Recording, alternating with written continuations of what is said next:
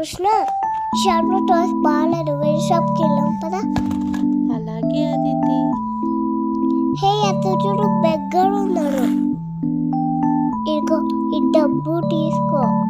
అలాగే తల్లి, నేను వెళ్తాను. లా లా లా లా లా. అదేంటి మళ్ళీ మీరు ఇక్కడ ఉన్నారు? ఈ డైమండ్ తీసుకొని మళ్ళీ బెక్కించి అక్కడి. అలాగే తల్లి. రా అదితి. ఏంటి కృష్ణ, తనకి ఎన్నిసార్లు డబ్బులు ఇచ్చినా అనుకుంటున్నాడు ఏంటి?